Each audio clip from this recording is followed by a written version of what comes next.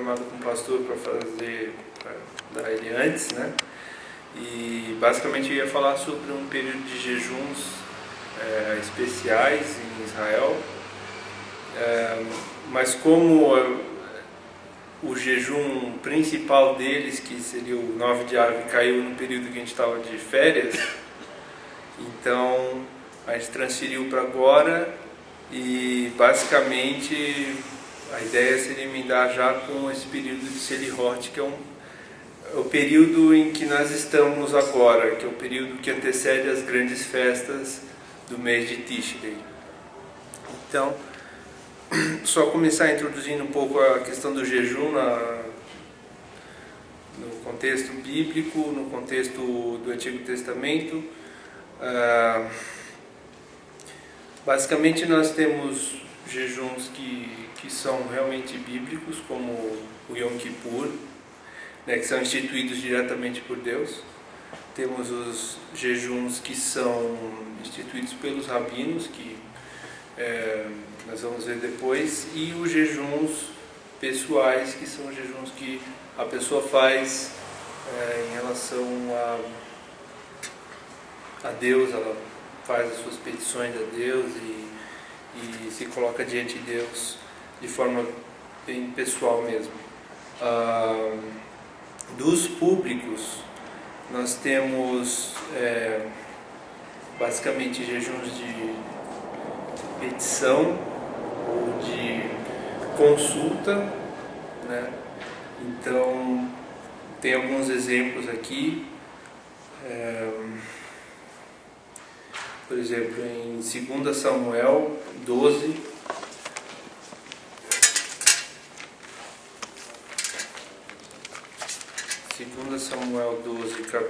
versículo 16, o rei Davi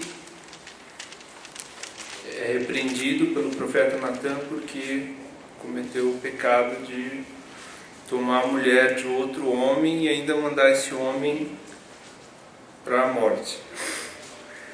E ele teve um filho com essa mulher, né, com Betseba, e aconteceu que esse filho ficou doente. E o que Davi fez? Ele jejuou, buscando de Deus essa possibilidade de que o filho dele fosse poupado da morte. Então, versículo 16 diz: E buscou Davi a Deus pela criança, e jejuou Davi, e entrou e passou a noite prostrado sobre a terra. É interessante que também tem a ver com arrependimento nesse caso dele, porque justamente ele foi exortado por Natan quanto ao que ele fez, e então ele sabia que tinha errado diante de Deus. Nós temos outros exemplos, mas eu queria só mencionar aqui também um outro tipo de jejum está relacionado também ao luto.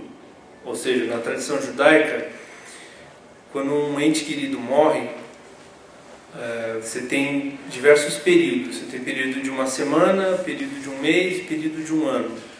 E o período de uma semana é o período mais intenso, que é o que você vai realmente prantear mais, né, com mais intensidade. Então, geralmente tem essa questão do jejum também, né? Tem várias outras coisas, inclusive tem uma outra questão que não é só o jejum. O jejum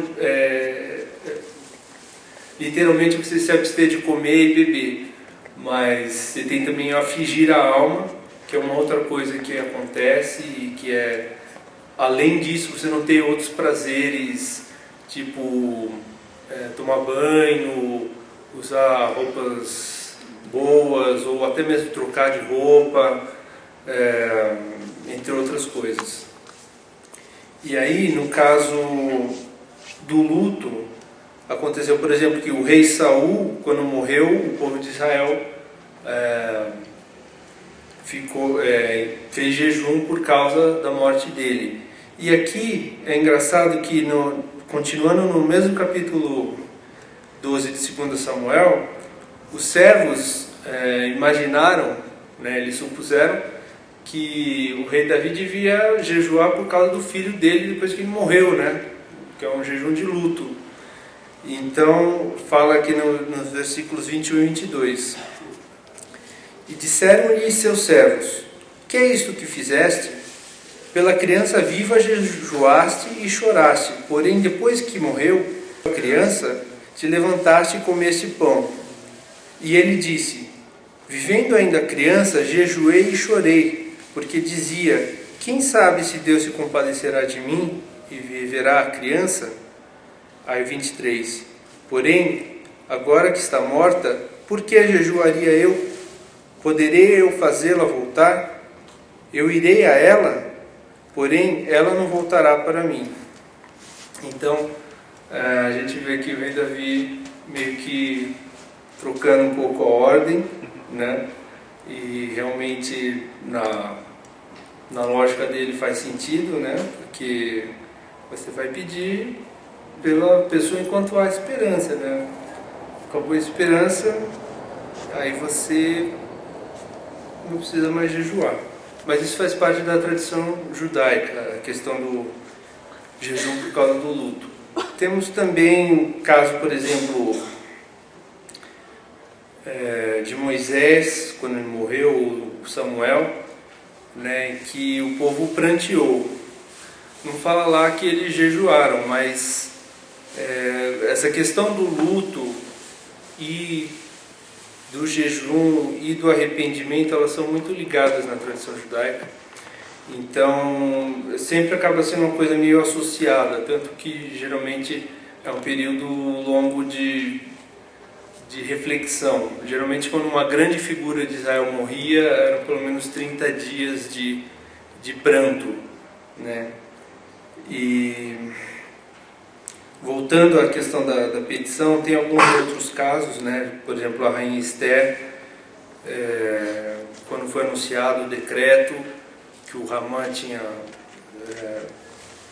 criado para perseguir e destruir os judeus, ela fez o jejum e todo o povo judeu, todos eles fizeram o jejum buscando a aprovação de Deus.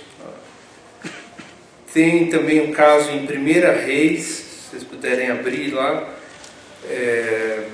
1 Reis 21, são diversos versículos.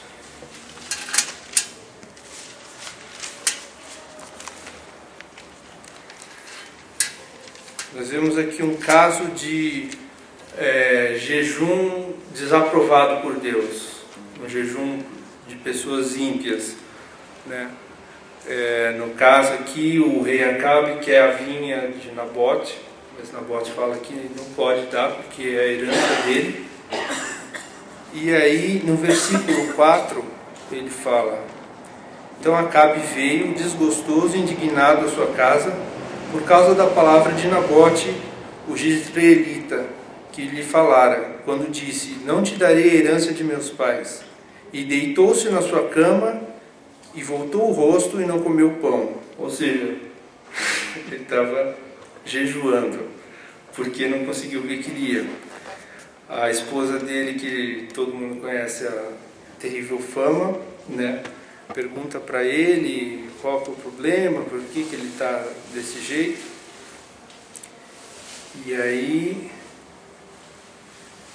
deixa eu ver no versículo 9, depois ela bolar um plano para poder tomar a vinha de Nabote, ela escreve cartas, e aí, versículo 9 diz: escreveu nas cartas, dizendo: apregoai um jejum e ponde Nabote diante do povo. Ou seja, ela estava fazendo uma acusação contra o Nabote, e esse jejum que ela estava apregoando era uma aparência de piedade, do tipo, como se ele tivesse feito uma coisa terrível e as pessoas precisassem buscar Deus para que fosse feita justiça. E no versículo 12, realmente foi apregoado um jejum público por causa de Nabote. E aí o Nabote acabou sendo morto por causa de testemunhas que não eram testemunhas verdadeiras, eram homens de Belial. E acontece que Deus manda o profeta Elias ir falar com Acabe e dá uma sentença para ele, dizendo que ele e toda a sua família vai ser destruída por causa da maldade que eles vinham praticando já há muito tempo. Aí o que acontece? A gente entra aqui no jejum de arrependimento, que também é uma coisa que acontece muito na história de Israel. E esse é um caso interessante porque justamente Acabe é um dos reis mais terríveis da história de Israel. É um homem, assim, mau, até pior porque ele é um homem meio relapso e eles, como israelita, ele não assume o papel dele como rei, como um filho de Israel, como alguém que deveria conhecer a Deus e viver debaixo dos mandamentos dele e no temor dele. Mas aí o que ele faz? Ele deixa tudo meio nas mãos da mulher dele, que é uma estrangeira, que é uma pagã e que é terrível. Mas aí ele se arrepende.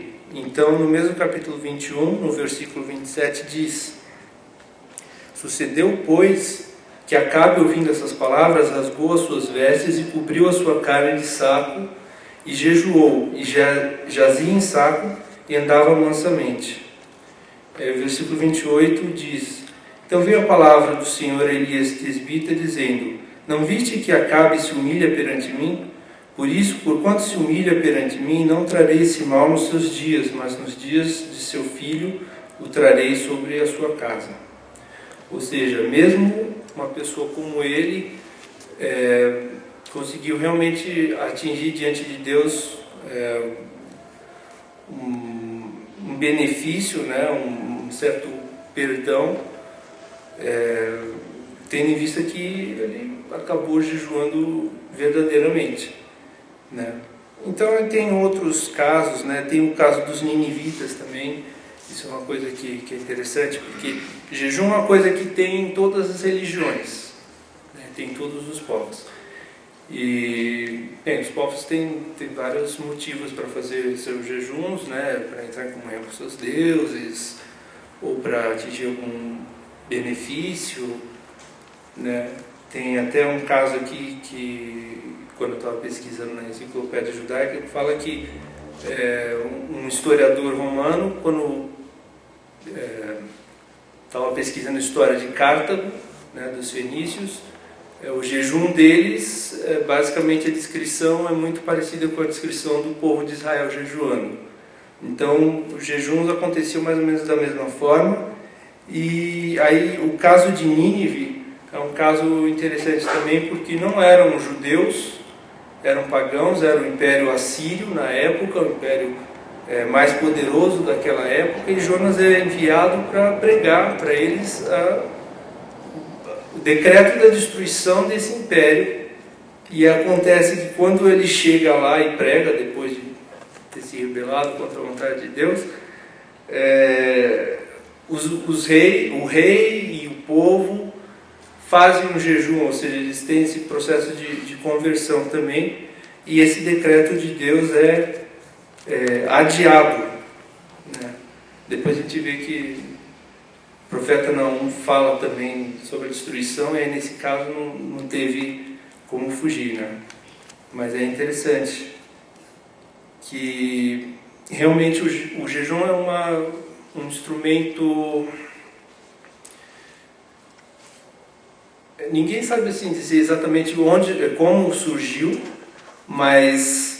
e nem qual que é exatamente o princípio, mas uma coisa importante é que ele é uma forma de você mostrar a Deus que você está realmente disposto a abrir mão do seu benefício pessoal, que é uma das melhores coisas que tem a comer e beber, e você está abrindo mão disso em prol de ter uma comunhão maior com Deus, né? E também é uma forma de abrir portas no mundo espiritual para que você consiga atingir esse objetivo.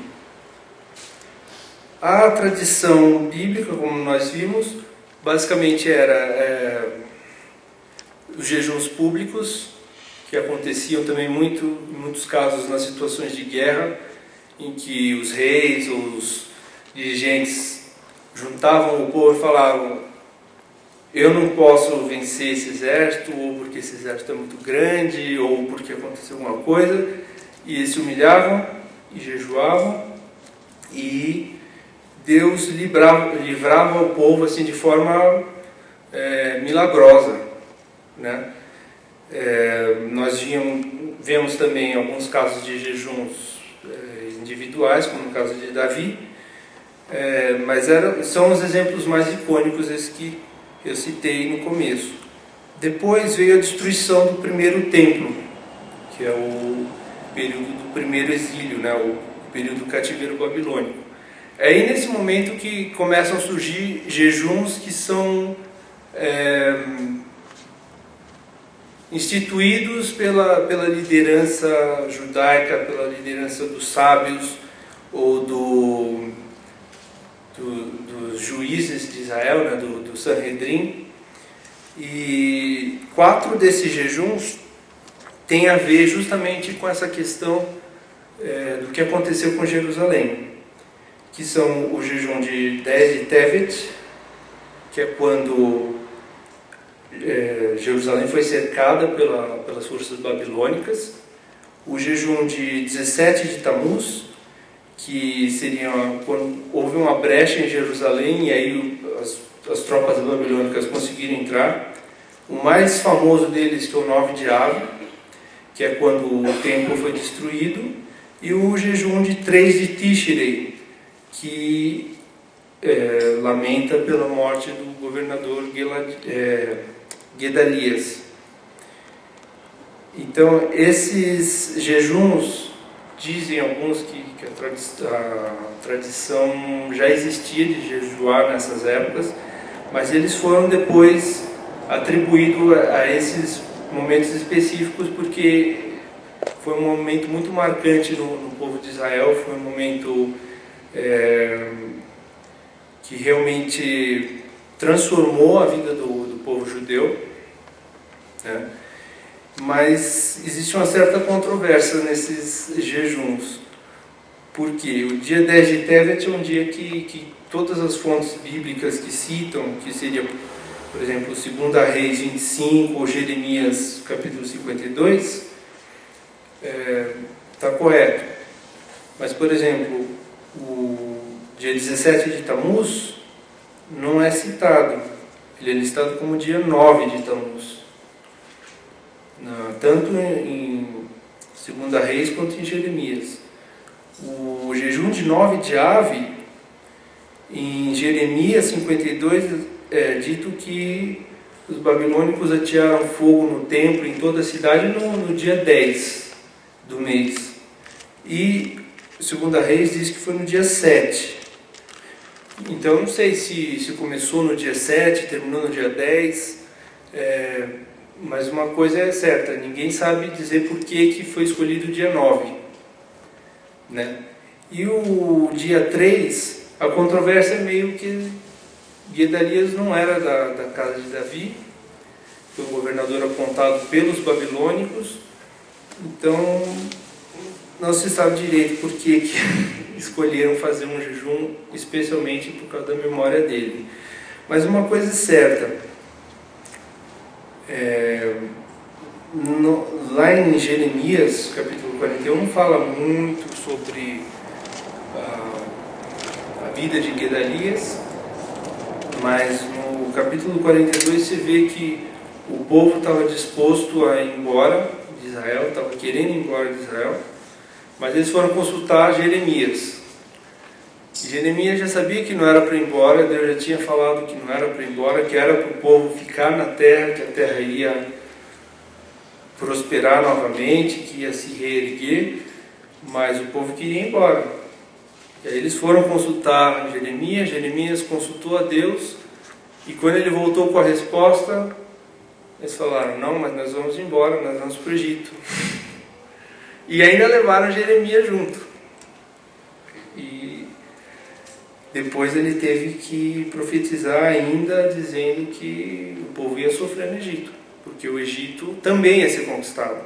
Ou seja, não adiantava fazer isso. Foi completamente inútil.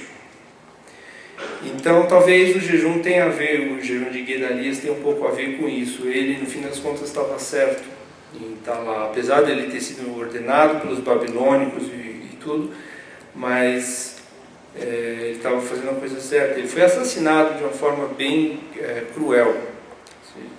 Se os irmãos forem ler depois o capítulo 41 de Jeremias, vão ver que foi uma coisa assim, completamente traiçoeira e foi terrível. Esses jejuns são mencionados depois em Zacarias, no capítulo 7. Se os irmãos puderem abrir.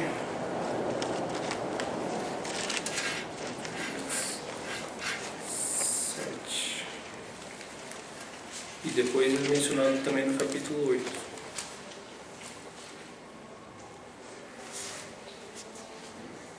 Algum irmão pode ler do versículo 3 até o versículo 6? E paradizei os sacerdotes que estavam na casa do Senhor dos Exércitos e os profetas. Chorarei eu no 5º mês, fazendo abstinência, como tenho feito por tantos anos. Então a palavra do Senhor dos Exércitos veio a mim dizendo: fala a todo o povo dessa terra e aos sacerdotes, dizendo: quando jejuastes e pranteastes, no 5º e no 7º mês, durante esses 70 anos, porventura não foi mesmo para mim que jejuastes? Ou quando comestes e quando bebestes, não foi para vós mesmos que comestes e bebestes? Então, aqui no capítulo 7, tem a exortação, um dos casos em que o profeta tem que exortar sobre como você faz o jejum, né? E por qual motivo você faz jejum. Porque o problema é o seguinte, nas culturas pagãs, ou nas outras culturas, nas outras religiões, você faz o jejum como se ele fosse resolver a coisa. E na verdade, na cultura bíblica, o jejum ele é só um meio, ou seja, ele não resolve nada. Você não vai esperar que deixar de comer vai fazer com que Deus vai aceitar a sua oração, a sua petição automaticamente. Tem que ter realmente um processo de fé, de conversão, de arrependimento, quando for o caso, e a pessoa tem que realmente estar disposta, no nível espiritual, a ter esse contato com Deus. Então, quando acontece assim, vamos fazer pela tradição, não faz muito efeito, porque a tradição às vezes é boa para dizer, olha, vamos lembrar isso e tal, né? Então, não é que é preciso acabar com a tradição assim, mas é preciso ser feito com um verdadeiro, com o princípio correto, né? E aí o que acontece? Deus promete que esses jejuns vão se transformar em motivo de alegria. Então lá no capítulo 8 de Zacarias, no versículo 8 e 19. O irmão pode ler, por favor? Assim diz o Senhor dos Exércitos: o jejum do 4º mês, e o jejum do 5º, e o jejum do 7º, e o jejum do 10º mês será para a casa de Judá. Gozo e alegria e festividades solenes, amai, pois a verdade e a paz. Pois bem, esse capítulo aqui trata do momento de redenção de Israel, né, no futuro. Então, todos esses jejuns vão ser convertidos em bênçãos, em alegria. E é interessante que, por causa dessas questões que foram mencionadas, sobre datas erradas, por ser uma questão de tradição, acontece que existe uma certa crítica, até por alguns grupos judaicos, certos movimentos, às vezes ortodoxos, mas geralmente os não ortodoxos, que dizem que muitos deles não têm necessidade. Por exemplo, os ortodoxos tentaram reinvestir um novo motivo para o jejum de Derek Tevet, com a questão das vítimas do Holocausto, né? Um jejum onde fosse lembrado também essas vítimas, mas não deu muito certo. Jejum de 17 de Tammuz e 3 de Tishrei, as pessoas não ligam muito.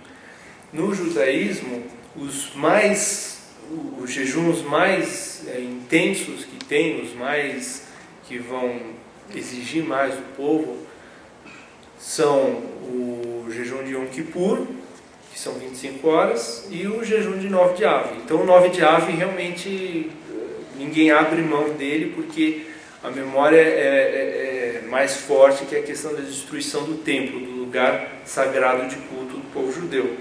Mas os demais, quando são feitos, geralmente são um jejum do período diurno, né? Então, do nascer do sol até o pôr do sol, é uma coisa muito forte, assim. Fora esses, tem ainda outros jejuns, mas são jejuns mais de nível pessoal mesmo, que existem dentro do judaísmo como uma instituição, mas eles são assim para momentos específicos. Por exemplo, os noivos quando vão casar, ou o jejum dos primogênitos antes do Pêssar. Então são coisas mais pontuais. E esses daqui, eles são, alguns deles o povo em Israel diz, não tem necessidade, porque agora, desde 1967, nós temos Jerusalém de volta. Então, por que a gente vai prantear se Jerusalém voltou para a nossa mão, né? E faz sentido, porque o 9 de Av, que está celebrando a destruição do templo, ainda pode ser celebrado, porque eles não têm o templo ainda. Mas no dia que eles tiverem, é possível que nem esse mais eles vão celebrar, né? Vão celebrar só realmente o Yom Kippur, que inclusive o judaísmo da Reforma só celebra o Yom Kippur mesmo. E o que eles usam como base para se defender quando são perguntados por que eles não seguem outros jejuns? Eles se baseiam no capítulo 58 de Isaías, que basicamente o capítulo que fala qual é o propósito do jejum, né? E o que o jejum tem que produzir. O irmão pode ler do versículo 1 até o versículo 8, por favor? Clama em alta voz, não te detenhas, levanta a tua voz com uma trombeta e anuncia ao meu povo a sua transgressão e à casa de Jacó os seus pecados. Todavia me procuraram cada dia. Tomam prazer em saber os meus caminhos, como um povo que pratica a justiça, e não deixa o direito do seu Deus. Perguntam pelos direitos da justiça e têm prazer em se chegarem a Deus, dizendo: por que jejuamos nós e tu não atentas para isso? Por que afligimos as nossas almas e tu não o sabes? Eis que no dia em que jejuais, achais o vosso próprio contentamento e requereis todo o vosso trabalho. Eis que para contendas e debates jejuais, para ferir-vos com punho iníquo, não jejueis como hoje, para fazer ouvir a vossa voz no alto. Seria este o jejum que eu escolheria, que o homem um dia aflige a sua alma, que incline a sua cabeça como junco, e estenda debaixo de si saco e cinza. Chamarias tu a isto jejum e dia aprazível ao Senhor? Porventura não é este o jejum que escolhi, que soltes as ligaduras da impiedade, que desfaças as ataduras do jugo, que deixeis livres os oprimidos e despedaces todo o jugo? Porventura não é também que repartas teu pão com o faminto, e ponhas em casa os povos abandonados? Quando vires o luto, não te escondas da tua cara, não romperá a tua luz como a alva, e a tua cura apressadamente brotará, e a tua justiça irá diante de ti, e a glória do Senhor será a tua retaguarda. Então, esse realmente é o propósito do jejum, que haja transformação, que haja realmente a prática da justiça através desse processo. Os irmãos podem ver aqui, por exemplo, no capítulo 4, que fala: eis que para contendas e debates jejuais, e para ferirdes com um punho iníquo, não jejueis como hoje, para fazer ouvir a vossa voz no alto. Ou seja, não adianta nada você ficar fingindo posição de que é uma pessoa muito santa fazendo jejum, se o seu propósito não for o correto, de buscar verdadeiramente a Deus com todo o seu coração.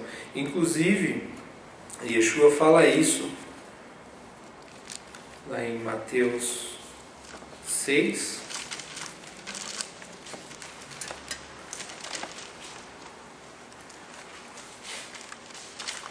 Mateus 6, 16 e até 18, ele diz: e quando jejuardes, não vos mostreis contristados como os hipócritas, porque desfiguram os seus rostos, para que aos homens pareça que jejuam. Em verdade vos digo que já receberam o seu galardão. Ou seja, eles estão buscando a glória dos homens, né? Então a pessoa que faz isso, né, já recebeu o seu galardão aqui na terra, porque as pessoas vão olhar: nossa, mas que homem abençoado. Tu, porém, quando jejuares, unge a tua cabeça e lava o teu rosto, para não parecer aos homens que jejuas, mas a teu Pai que está em secreto, e teu Pai que te vê em secreto te recompensará publicamente. Então essa é a verdadeira essência. Você faz realmente voltado para Deus. É lógico que aqui Yeshua está falando do jejum pessoal, né? Ele está falando uma coisa bem você com Deus na sua petição, no seu clamor. Mas isso se aplica também ao jejum público. A diferença é que o jejum público geralmente é você e a sua congregação com Deus, né? Então é um processo em que as pessoas estão unidas no mesmo propósito para buscar a vontade de Deus, mas é a mesma coisa, porque de qualquer forma a sua atitude, a sua responsabilidade pessoal vai estar pesando do mesmo jeito. Então, passando aqui para o período do Selihot, é um período não é tão diretamente relacionado com esses jejuns, mas tem um pouco a ver, até porque antigamente, por tradição, ele também era um período de jejuns de preparação para o período das grandes festas. As grandes festas se dão no mês de Tishrei, que é o 7º mês judaico, é o 7º mês eclesiástico judaico, mas que é o mês que também começa o ano novo civil do povo judeu. Então, esse período de Elul, que é o 6º mês, o mês que antecede, dependendo da tradição, os sefaraditas, por exemplo, vão começar desde o começo do mês um processo de reflexão. Eu ia falar contrição, também tem a ver, mas é um processo de reflexão mesmo, de começar a refletir sobre tudo que foi feito no ano, rever o que foi feito, pedir perdão pelas coisas que foram feitas erradas, ir até as pessoas que foram eventualmente atingidas, né? E também tem alguns rituais. Um deles é justamente recitar os 3 atributos da misericórdia de Deus, né, que se encontra em Êxodo 34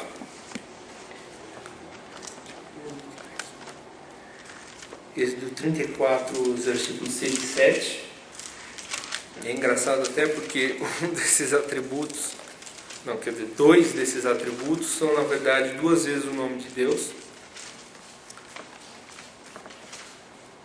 E aí as pessoas perguntam, mas por que duas vezes o nome de Deus são dois atributos diferentes? A justificativa é que Deus é misericordioso para perdoar antes da pessoa pecar, mas se a pessoa pecou, Ele também é misericordioso para perdoar aquela pessoa, né? Os versículos 6 e 7 dizem: passando, pois, o Senhor perante ele, clamou. O Senhor Deus misericordioso e piedoso, tardio em irar-se e grande em beneficência e verdade, que guarda a beneficência em milhares, que perdoa a iniquidade e a transgressão e o pecado, que é ocupado não tem por inocente, que visita a iniquidade dos pais sobre os filhos, e sobre os filhos dos filhos até a terceira e quarta geração. Esses três atributos aqui, que são listados, são justamente uma forma que o judaísmo encontra de fazer a pessoa refletir sobre os seus pecados, seus erros, e buscarem realmente contato com Deus. No caso dos judeus Askenazi, que eles começam esse período um pouco antes do Ano Novo judaico, do Rosh Hashanah. Outra coisa que é tradicional é eles tocarem o shofar nessa época também, para uma ideia meio de despertar aqueles que estavam dormentes, preparar eles para o período da festa que está para vir. E como o período dessas festas, o Rosh Hashanah e o Yom Kippur, e o período entre elas, que são conhecidos como os 10 dias temíveis, ou 10 dias de arrependimento, bem, o pastor provavelmente vai falar isso no próximo estudo, né? Eu não posso falar muito porque é assunto dele, mas esse período é o período que é considerado que Deus está julgando todo mundo e todas as pessoas, e até o significado profético dessas festas tem a ver justamente com isso. Essas festas do outono, elas estão relacionadas com o que está para acontecer ainda e o que Yeshua ainda está para fazer no mundo. Então, esse período do Selihot, né, que é esse período do mês de Elul, é justamente para preparar as pessoas para esse período de julgamento. Na verdade, o processo de arrependimento e de autoexame, ele vai continuar até o Yom Kippur. Mas, tradicionalmente, o Yom Kippur, ele não a gente conhece ele como dia do perdão, mas o nome literal seria dia da cobertura ou dia da expiação. Só que esse dia seria, segundo os sábios judeus, não o dia em que você vai ser perdoado, porque Deus já sabe se você vai ser perdoado ou não, mas o dia em que vai ser dado o decreto, se você vai ser perdoado ou não. Então, é por isso que você já tem que vir de antes, buscando esse arrependimento verdadeiro. Então, entre outros costumes, as pessoas vão procurar umas às outras para se consertar. Tem também o costume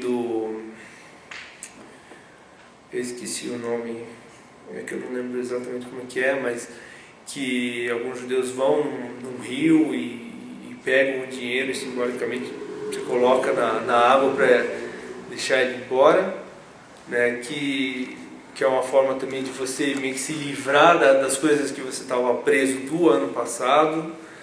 Então, essas são algumas das características. Tem aqui, só para finalizar, irmãos, uma coisa interessante que eu vi essa semana, não só essa semana, na verdade já há algumas semanas. Nós estamos passando por um período bem único na história, muitos sinais estão acontecendo. Yeshua já falou, no capítulo 24 de Mateus, por exemplo, ele dá uma série de sinais que iam acontecer antes do fim. Então, eu não estou dizendo que o fim é agora, mas com certeza nós estamos mais próximos do fim. E tem uma série de sinais que estão acontecendo. Então, por exemplo, nós estamos no ano da Shemitah, que é o sétimo ano, o ano em que a terra em Israel descansa. Ou seja, você não planta, você deixa a terra crescer por si nesse ano. E o ano que vem, eu digo daqui a uma semana, vai começar o ano do jubileu, que é o ano em que todas as coisas que vieram sendo feitas num período de 50 anos vão ser meio que desfeitas. Ou seja, você contratou um servo, você despedir assim, não despedir de mandar embora sem nada, mas assim, você encerra esse contrato, contrato de terra, se você vendeu a terra, você vai voltar para a terra da sua herança. Então tem uma série de coisas que acontecem no jubileu que são tipo reverter coisas que foram feitas dentro de um período de 49 anos. E fora isso nós temos a questão das luas de sangue, que são um sinal astronômico, mas que acontece e que, como nós já vimos antes, está bem relacionado com a história do povo de Israel. E nós estamos vendo várias coisas acontecendo. Então temos o Estado Islâmico, nós temos esse acordo com o Irã, e temos, inclusive, agora em setembro vai ter uma votação na ONU para decidir qual vai ser o status de Jerusalém. Se Jerusalém vai voltar à condição de 1967, antes que os israelenses capturassem, ou se vai permanecer como está. E de qualquer forma, seja qual for o resultado disso, o resultado pode ser catastrófico para um dos lados, porque qualquer um dos lados vai ficar indignado qual for a resolução.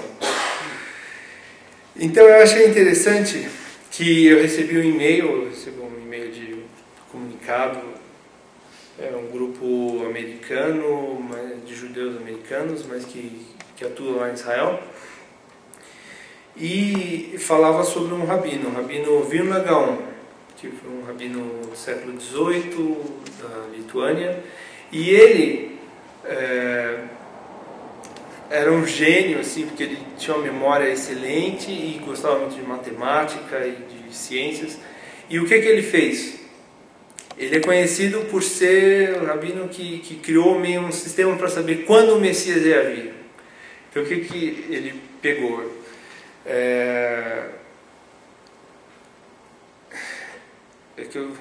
Desculpe, mas eu realmente não anotei qual salmo que cita a mesma coisa que a carta de Pedro, que fala sobre um dia para Deus é como 1000 anos, né?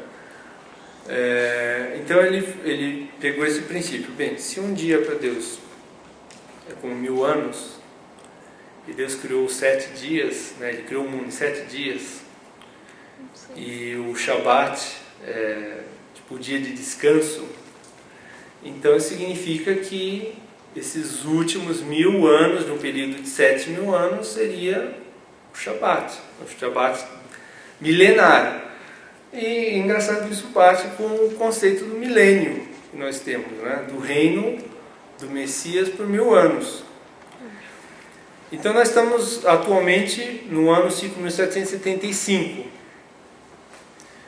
Se a gente fosse levar em consideração que vai começar no ano 6000, então falta ainda um tempo. Mas a questão é a seguinte, ele diz, na verdade não é bem que vai chegar em 6000. Ele provavelmente vai chegar antes disso, Porque toda sexta-feira você tem que fazer a preparação para o Shabat. E diga-se de passagem, eu que pelo menos vivo isso, sexta-feira é um dia bem corrido. É o dia mais difícil da semana. E nós estamos vivendo realmente um período bem difícil na nossa história, na história da humanidade. Então, não estou dando uma data aqui, porque realmente a data só nosso Deus sabe, né? Yeshua já falou que só o Pai sabe, nem os anjos do céu sabem. Mas, com certeza, nós estamos cada vez mais próximos e, de qualquer forma, nós temos que observar os sinais que Deus nos dá e nos preparar, né? Nós sabemos o dia e a hora, mas a qualquer instante o nosso Redentor, o nosso Goel, pode voltar aí para preparar o nosso Shabat. E nós vamos com ele preparar esse Shabat, né? E oremos para que possa ser em breve, se possível até jejuemos para que possa ser em breve, porque realmente a situação do mundo está muito difícil. Que os irmãos possam receber a bênção de Deus, possam se preparar cada vez mais, buscar conhecer a palavra dele, de forma que possam enfrentar os desafios desse mundo, né, que são enormes, e que possamos ter realmente essa comunhão especial com Deus, de forma que nós vamos estar prontos na hora que nós ouvirmos o toque que fala o toque da última trombeta, nós estejamos prontos, nós possamos nos regozijar nesse período que vamos receber a grande bênção de receber a completude da obra de Yeshua nesse mundo. Deus abençoe os irmãos. Passar a palavra do pastor.